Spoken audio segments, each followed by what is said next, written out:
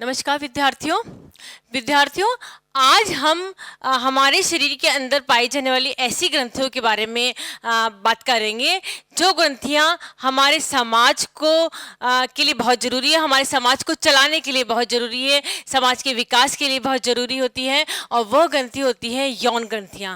यह ग्रंथियां ऐसी ग्रंथियां होती हैं जो पुरुष वर्ग में अलग तरीके से पाई जाती हैं और महिलाओं में अलग तरीके से पाई जाती हैं। पुरुष वर्ग में ये अलग तरीके का कार्यकलाप करती हैं और जो महिलाएं होती हैं उसके अंदर इसका कार्यकलाप विभिन्न होता है। तो जब हम पुरुषों की बात करते हैं तो यह अंडकोश में स्थित होती है। यौन ग्रंथियां जो पुरुषों की होती है वह अंडकोश में स्थित होती है। यह स्पर्मेटिक कॉर्ड द्वारा शरीर से जोड़ी जाती है। यह स्पर्मेटिक कॉर्ड द्वारा शरीर में जोड़ी जाती हैं। यह इसमें पुरुषों में वृषण पाए जाते हैं। यह वृषण से कई प्रकार की बहुत सारी लैंगिक क्वांटिटी की बात करें हम जब, तो लैंगिक कोशिकाएं पाई जाती हैं। इन लैंगिक कोशिकाएं जो होती हैं इनके द्वारा ही नर हार्मोन्स का स्रवण शरीर में होता है। ठीक है, वृषण पाए जाते हैं पुरुषों में। वृषण के द्वारा में बहुत सारी लैंगिक कोशिकाएं पाई जाती हैं। इन लैंगिक कोशिकाओं में के द्वारा ही नर हार्मोन्स का स्रवण होता है। जब हम नर हार्मोन्स का स्रवण की बात करते हैं तो पुरुषों में पाए जाने वाला नर हार्मोन्स को एंड्रोजन्स का नाम दिया गया है। पुरुषों में जिस प्रकार का हार्मोन्स पाया जाता है जो उनके पुरुषत्व को बताता है वह होता है एंड्रोजोन्स। एंड्रोजोन्स को भी दो प्रकार के होते हैं। इसका जो पहला है वह है टेस्टोस्टेरोन, ठीक है, और जो दूसरा है वह है एंड्रोस्टेरोन। दो प्रकार के पुरुषों में हार्मोन्स पाए जाते हैं जो उनको पुरुषत्व को बताते हैं। वह जो एंड्रोजोन से सीक्रेट होते हैं और वो है टेस्टोस्टेरोन और एंड्रोस्टेरोन। अब ये दोनों जो हार्मोन्स हैं वो महिलाओं से किस तरीके से अलग होते हैं, किस तरीके से कार्य करते हैं, उसके बारे में देखते हैं। पुरुषों में जब हम बात करें पुरुष और स्त्री होने की, तो जो पुरुषों के प्रजनन अंग का जो विकास होता है, शारीरिक विकास, और जो पुरुषों का मानसिक विकास होता है उसको कंट्रोल करना, उसके विकास को मददगार करने में ये जो एंड्रोजोन्स होते हैं वह सहायक होते हैं। पुरुषों में यौन अंगों की जब वृद्धि होती है तो उनके लिए भी एंड्रोजोन्स ही होते हैं, वह जिम्मेदार होते हैं। शुक्राणु जनन की प्रक्रिया जो कि बहुत ही आवश्यक होती है, वह इस प्रक्रिया का नियमन करना, पर्टिकुलर टाइम पे शुक्राणुओं का निकालना, शुक्राणु के प्रजनन की प्रक्रिया करना, ये जितनी प्रक्रिया और कितनी क्वांटिटी में होनी चाहिए, कब होनी चाहिए, कितनी क्वालिटी में होनी चाहिए, ये सब जो प्रक्रिया होती है शुक्राणु जनन की, यह प्रक्रिया को जो कंट्रोल करता है, नियमन करता है वह होता है एंड्रोजोन्स हार्मोन। साथ में ही पुरुषों में जो लैंगिक लक्षण होते हैं, अब हम लैंगिक लक्षणों की बात करते हैं, जैसे कि दाढ़ी आना, पुरुषों में मूछें उगना, यौन अंगों पे बालों का उगना, आवाज़ का पुरुषों में जो भारीपन आता है, ये जितने भी सारे जो पुरुषत्व के लक्षण होते हैं, ये लैंगिक लक्षण जो होते हैं यह एंड्रोजोन्स के द्वारा ही होते हैं। यानी कि आप ये कह सकते हैं कि एंड्रोजोन्स हार्मोन्स जो होता है वह ऐसा हार्मोन्स होता है जो पुरुषों में पुरुषत्व को देता है, उसको कंट्रोल करता है, उसके जितने भी क्रियाकलाप होते हैं उनके का नियमन करने का कार्य एंड्रोजोन्स हार्मोन्स के द्वारा होता है, जो कि वृषण में पाया जाता है। जब हम बात करते हैं महिलाओं की, तो जो महिलाएं होती हैं उनकी जो गर्भाशय होता है, यूट्रस होता है, उसकी दाईं साइड और बाईं साइड, दोनों साइड की ओर ये जो हार्मोन्स की जो कोशिकाएं होती है वह स्थित होती हैं और इन्हें ओवरीज का नाम दिया जाता है। दो ओवरीज होती हैं, दो ओवरीज फैलोपियन ट्यूब्स होती हैं, पतली पतली नलिकाएं होती हैं। ये पतली नलिकाओं से जुड़ी हुई होती हैं। ये पतली नलिकाएं जो होती हैं वह गर्भाशय से जुड़ी हुई होती हैं, या आप ये कह सकते हैं यूट्रस से जुड़ी हुई होती हैं। यह स्त्री का प्रजनन तंत्र भी कहलाता है।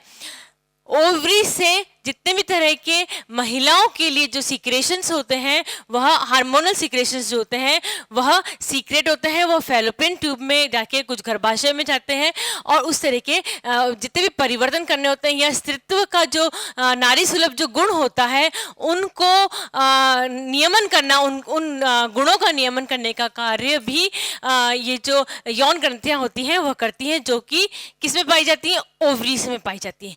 यानी कि जैसे कि आजकल आप लोग देख रहे हैं विभिन्न तरह की समस्याएं होती जा रही हैं, स्पेशली रिलेटेड टू यूट्रस। तो डॉक्टर से कहते हैं कि ठीक है, यूट्रस में प्रॉब्लम है, यूट्रस को निकाल दिया जाता है, परंतु ओवरीज को सेव किया जाता है। महिलाओं की ओवरीज इसलिए भी सेव कर सकते हैं, करना बहुत ही इंपॉर्टेंट होता है कि जो इतने भी हार्मोनल चेंजेस होते हैं, यानी कि विटामिन डी का संश्लेषण करना, विटामिन B12 का संश्लेषण करना, ये सब प्रक्रियाएं जो हार्मोन्स होते हैं उसके द्वारा भी कंट्रोल की जाती है। महिलाओं में जो हार्मोन्स अवेलेबल होते हैं उन्हें दो प्रकार के होते हैं, ओवरी से दो प्रकार के हार्मोन्स का सिक्रेशन होता है। एक होता है ऑस्ट्रोजेनस और दूसरा होता है प्रोजेस्टेरोन्स। ठीक है, दो तरह के महिलाओं में यौन ग्रंथियों के द्वारा हार्मोन्स का स्रवण होता है। यह होते हैं ऑस्ट्रोजेंस और दूसरा होता है प्रोजेस्टेरोन्स। ठीक है, किसी भी प्रकार की ये महिलाओं में मुख्यतः जो रजोधर्म होता है, मेंस्ट्रुएशन साइकिल होता है, उसको कंट्रोल करते हैं। किसी भी तरह के हार्मोनल डिस्टरबेंस के कारण यह निश्चित होता है कि रजोधर्म में, मेंस्ट्रुएशन साइकिल में कई तरह की गड़बड़ियां आ सकती है। साइकिल का लंबा होना, साइकिल का छोटा होना, बहुत ज़्यादा ब्लीडिंग होना, ये जो समस्याएं होती जा रही हैं यह इस हार्मोन्स के कारण से भी हो सकती है। हमने एक वर्ड को यूज़ किया, इन हार्मोन्स के कारण भी समस्याएं हो सकती हैं।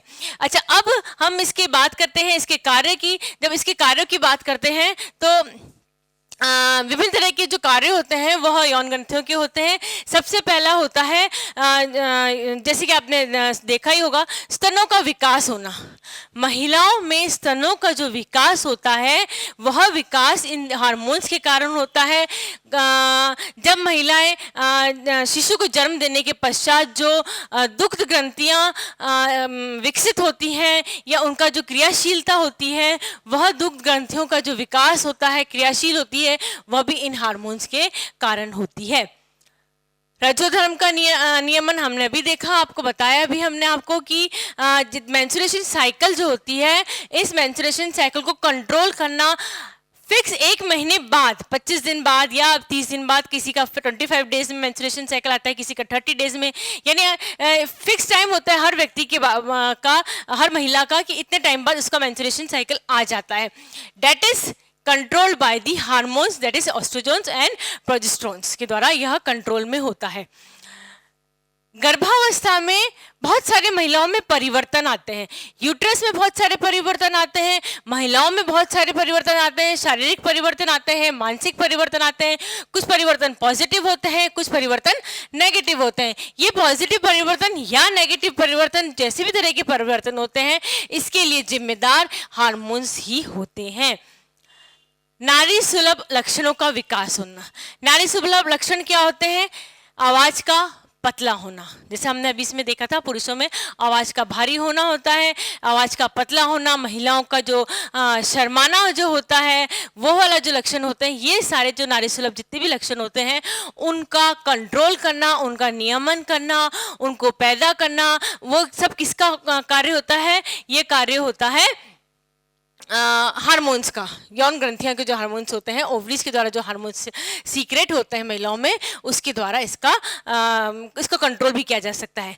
सहायक प्रजनन अंगों का विकास करना भी, जितने भी महिलाओं के जो यौन अंग होते हैं उनका विकास करना भी यह कार्य होता है। इन हार्मोन्स के द्वारा कंट्रोल किए जा सकते हैं।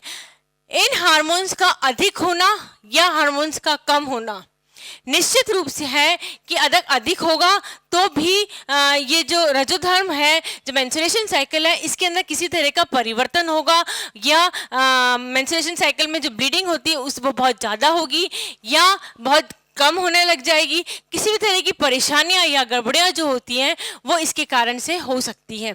यदि अधिक होगा तो भी सेम प्रॉब्लम हो जाएगी।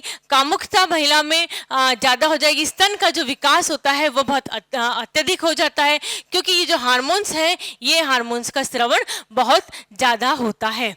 किसी भी हार्मोन का अधिक होना या कम होना निश्चित रूप से ह्यूमन बॉडी के लिए नुकसानदायक हो सकता है। यह बियॉन्ड हमारे कंट्रोल है। हम इसको कंट्रोल नहीं कर सकते हैं कि हम इस चीज़ को कंट्रोल करें कि हम इतना ही श्रवण करें या ये हमारे इतने कम श्रवण हो हमारे शरीर में। ये हमारे बियॉन्ड कंट्रोल है। अगर किसी तरह की प्रॉब्लम आती है तो निश्चित तौर पे बहुत सारी मेडिसिन्स बनी हुई हैं। इन मेडिसिन्स के द्वारा हार्मोन्स को कंट्रोल में आर्टिफिशियली रूप से करा जा सकता है।